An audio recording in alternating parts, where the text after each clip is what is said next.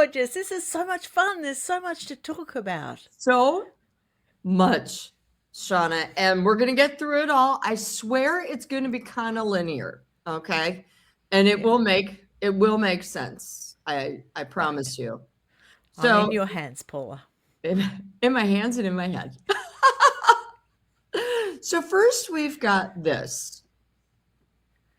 The Daily Mail is going to go for the jugular over Prince Harry's legal bills. After its high court victory, Associated Newspapers is likely to try to remove spending caps to force the claimants to shoulder costs of more than $50 million. This was an amazing piece by the Times in a joint, and this is why Harry really, really screwed up. Not only was the Daily Mail mad, all right, but then the statement that Harry put out with Baroness Doreen Lawrence via the dodgy attorney, David Sherborne, referred to the judgment as a complete and obvious whitewash, adding the lengths to which the court has gone to exonerate the Mail is as shocking as it is totally unwarranted. Now, a source close to the litigants told the Times of London this was very stupid and unnecessary, especially given Judge Nicklin still has a huge amount of power over what happens with costs. Releasing that statement was not a decision that the entire team was on board with. We're going to get into that in a minute because, by the way, the entire team was really kind of put together by Elton John. Notice Elton John's name was not on that statement. There are also concerns from the group that the insurers could attempt to fight the claim if the judge makes a punitive award based on his criticisms of the claimants. In his 436-page judgment, Nicklin criticized the litigants for relying on suspicion rather than evidence and said they were overly reliant on Gavin Burrows, the witness who completely disavowed his own statement. A source told the Times the damning nature of the judgment was not anticipated, and some of the claimants are now genuinely concerned that the insurance companies will fight the claim. Now, meanwhile, they will fight the claim, but as to who's going to pay, the likes of Baroness Lawrence and Sadie Frost will not have to pay a penny, the source said. Lawrence was given assurances at the outset that, in this eventuality, she would not have to pay. The Duke of Sussex made it clear he would not allow her to be out of pocket. It will be Harry and Elton, of course, who will pay. Okay, there's a lot. To be friends with Harry. I mean, really. Poor Thank Elton. you. Well, Elton, to be fair, brought Harry into this, introduced Harry to David Sherborne. And then Harry brought in Doreen Lawrence. And I think they really thought they would have this huge, strong claim if like all 7 of them, because there was, of course, Elizabeth Hurley, Sadie Frost, or Simon Hughes as well, if they all were together as a group. 97 freaking complaints made, and they were all tossed out, Shauna. Yeah. Well, I was being a little bit facetious when I said about Elton because I think, you reap what you sow. But it just points to Harry's arrogance and entitlement, doesn't it, Paula? Because he's not a good team player. I mean, obviously, everybody that was involved in that case that is going to be liable for costs, and like you say, that's down to the Justice Nicklin, who is going to determine how that all pans out, as well as the insurance companies. Of course, this could put that at risk. But Harry just goes off and shoots off his mouth, as he has done all his life, and leaves other people to clean up the mess. But this time, he hasn't got the palace cleaning up his mess. So, consequences are going to come home in the form of a rather costly settlement, I would imagine.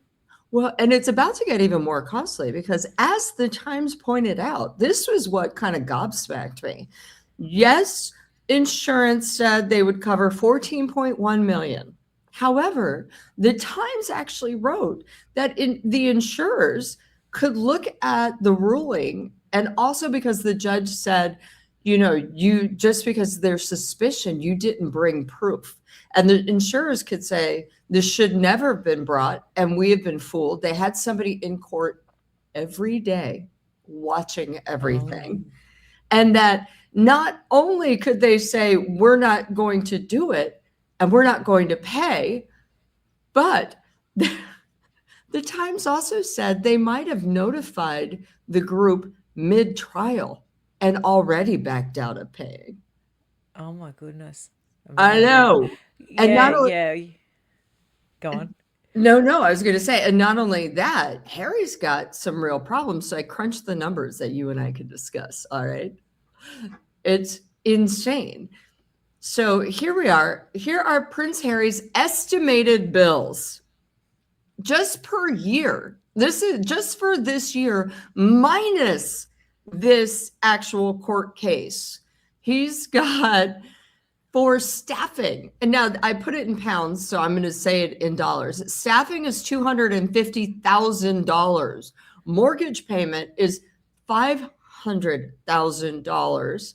His security costs are $4 million a year. He already owes $1.5 million because after he lost to the Home Office, suing Ravik. So right now, just this year, without this case alone, he's on the bill for, what is that? 4, 5. He's on the bill for over $6 million this year. And frankly, here's his income. Here we go. It's his estimated income. He makes $1 million a year as the chief impact officer for BetterUp. That's about it. His total assets are around $22 million because that is the inheritance from his mother and his grandmother. But even if it's in the market, right, and you've got interest and all that, $6 to $7 million a year this year is going to take a whack out of that. Yeah, there's a shortfall. Very much so. But then again, we don't know how much actual income he got from Netflix and Spotify. So there might be a little buffer there, but I would say it would be rapidly dwindling because they wouldn't be touching their capital. So obviously, whatever they made from those deals, which of course I don't think was as much as what was reported, that would be what they were covering this, $4 million shortfall a year out of. And that's not going to last very long, is it? No. And also, not just the financial damage, but the reputational damage. I don't know if Harry is going to survive this. He is now, you and I can call him a known liar. You guys, thank you so much. Now listen, there is a small palate cleanser. Doug could not make it live today. He is passed out on my bed because our friend Elizabeth came in town and it was 900 degrees. It was pretty great, actually. It was 900 degrees in New York. I'm exaggerating just by a little. And Elizabeth came in town. Doug wore his Lobster tank top, which is now a muscle shirt because someone put it in the wash and it shrank.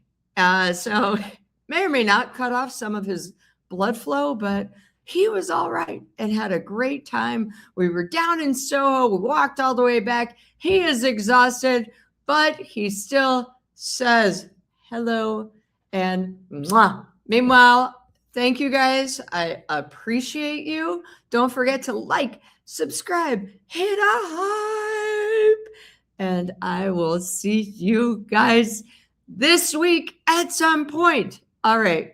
Have an awesome day and rest of your weekend. Bye.